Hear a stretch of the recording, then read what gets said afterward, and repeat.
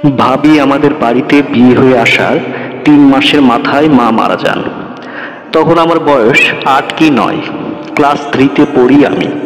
ঘরে বোন নাই, বাবা তো সেই কবে থেকেই শয্যাশায়ী রোগী। সংসারটা কেমন যেন এলোমেলো হয়ে উঠতে চাইলো হঠাৎ। সবাই বলল এবার ওদের সংসার ভাঙবেই ভাঙবে।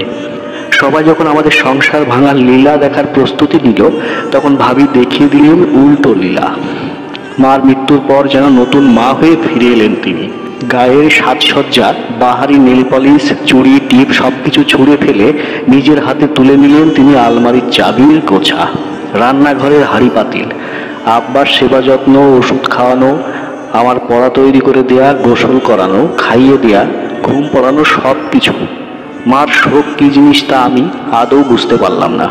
অবশ্য প্রথম প্রথম একটু খারাপ লাগতো, মার গায়ের গন্ধ নিয়ে যে পৃথিবীতে আর দ্বিতীয় কেউ আসতে পারে না তাই।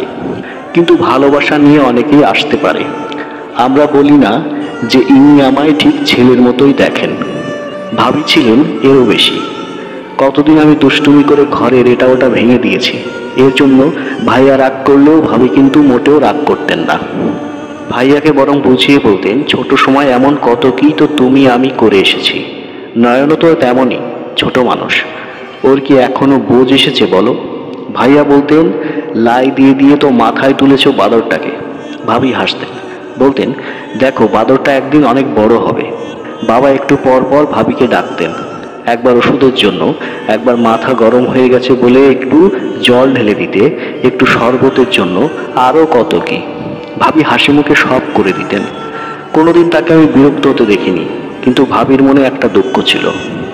অবশ্য এই দুঃখ তিনি কখনো প্রকাশ করতেন না। মানুষ বলতো, খেয়া তোমার যে সন্তান সন্ততি নাই, তোমার মন খারাপ হয় না এতে? ভাবি অবাক হয়ে বলতেন, কে বলেছে আমার সন্তান নাই? নয়ন কি আমার সন্তান না? প্রতিবেশীরা বলতো, এইসব শুধু মুখের কথাই হয়, বাস্তবে হয় না। পরের সন্তান কি আর নিজের সন্তান হয় কোনোদিন? ভাবি তখন চুপ হয়ে যেতেন। তারপর ঘরে এসে সেদিন আমায় পড়াতে বসে মাথায় বিলি কাটতে কাটতে বললেন, নয়ন তুই আমার কি হোস বলতো? আমি অনেকক্ষণ ভেবে বলতাম, ভাই। ভাবি তখন মুখটা কালো করে ফেলতেন, বলতেন, আর কখনো ভাই বলবি না, বলবি সন্তান, তুই আমার সন্তান। আমি ডান দিকে মাথা নুইয়ে হ্যাঁ বলতাম। দীর্ঘদিন রোগে ভোগে বাবা মারা গেলেন। আমি তখন ক্লাস 7-এ পড়ি। ভাবিও এ বাড়িতে অনেকটা পুরনো হয়ে গেছেন। এতদিনে তার শরীরে সত্যিকারের মা মা একটা গন্ধ এসেছে। চেহারা থেকে বউ বউ রূপটা একেবারে মিলিয়ে গেছে। এই বউ বউ রূপ মিলিয়ে যাওয়ায় বোধহয় ভাবির জন্য কাল হলো। ওদিকে বাবাও নাই, আমি ছোট। এই সুযোগে ভাইয়া যেন কেমন হয়ে উঠলেন। ভাবিকে আজকাল তিনি একদম সহ্য করতে পারেন না। বন্ধা বলে দূরে সরিয়ে রাখেন, এক কাটে শুতে পর্যন্ত যান না। ভাবি কাছে আসলে বলেন, তুই আমার কাছে আসবি না, তোরে দেখলে আমার মাথায় আগুন ধরে। ভাবি অসহায়ের মতো বলতেন, কই যাব বলো আমি? তুমি ছাড়া আমার আর কে আছে? ভনিতা ছাড়, দূরে যাইয়া ভাব দেখা, আমার কাছে তোর জায়গা নাই। ভাবি বলতেন, মাইয়া মানুষের বিয়ের পর ঠিকানা একটাই, তার স্বামীর বাড়ি। এই বাড়ি ছাইড়া আমি কোথাও যাব না। ভাইয়া রাগে গজগজ করতে করতে বলতেন, যাইবি যাইবি, 101 বার যাইবি, যাওয়ার জিনিস আনতেছি। ভাবি ভেবেছিলেন ভাইয়া বুঝি ওই দিন এমনিতেই এই কথা বলেছিলেন, কিন্তু কদিন পরে দেখা গেল এমনি এমনি নয়, ভাইয়া সত্যিকারেরই একটা মেয়েকে বিয়ে করে ফেলেছেন। সেই বউ বাড়িতে তুলে এনেছেন। এবার শুরু হলো বাড়িতে অন্য লীলা। যারা আমাদের বাড়ির সংসার ভাঙার লীলা দেখতে চেয়ে আশাহত হয়েছিল আগে, এখন যেন তারা নতুন দৃশ্য দেখার জন্য একটু আড়মোড়া ভেঙেই বসলো। নতুন ভাবি সাধারণ মেয়েদের মতো অত হাসি খুশির মানুষ নন।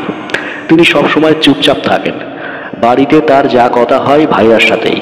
খেয়া ভাবি হয়ে গেলেন এ বাড়ির আসবাবপত্রের মতো। তার সাথে কেউ কখনো কথাও বলে না, তার কোনো প্রয়োজনের কথাও কেউ কখনো ভাবে না। ভাইয়ার সাথে কথা বলতে গেলে তার অপমানিত হতে হয়। মার খেতেও হয়েছে কতবার। কোনো কারণ ছাড়াই ভাইয়া হাত ওঠাতে পারেন ভাবির উপর। স্বামীর অধিকার, স্বামীর অধিকারটা ছিল শুধু তার মারের বেলায়, অন্য বেলায় নয়। ভাবি ইচ্ছা করলে বাড়িতে সালিশ ডাকতে পারতেন। প্রতিবেশীরা বলতো, সালিশ ডাকো বউ, তোমারে না জানাইয়া বিয়ে করছে, এর জন্য ওর কঠিন শাস্তি হওয়া দরকার। কিন্তু ভাবি মানলেন না। তিনি বললেন, জোর খাটাইয়া আর যাই হোক, ভালোবাসা আদায় হয় না। যে মানুষ আমারে দূরে সরাইয়া দিব, তারে জোর করে কাছে রাখা যাইব না, রাখলেও থাকবো না, একদম দূরেই যাইব। হঠাৎ একদিন বাড়িতে আনন্দের সংবাদ এলো, নতুন ভাবির সন্তান হবে। ভাইয়া এতে কি যে খুশি, খেয়া ভাবিও খুশি, ঘরে সন্তান আসবে। তাকে না হোক, ভাইয়াকে তো বাবা বাবা বলে ডাকার কেউ আসবে পৃথিবীতে। খেয়া ভাবি আনন্দে বাড়িতে হুজুর দাওয়াত করলেন। নানান পদের ভালো ভালো খাবার রান্না করে নিজের হাতে তাদের খাওয়ালেন। কিন্তু আনন্দে এইসব খাওয়ানোর আরো কাল হলো তার জন্য। নতুন ভাবি ভাইয়ার কানে বললেন, খেয়া ভাবি নাকি তাদের অমঙ্গলের জন্য দোয়া করেছেন।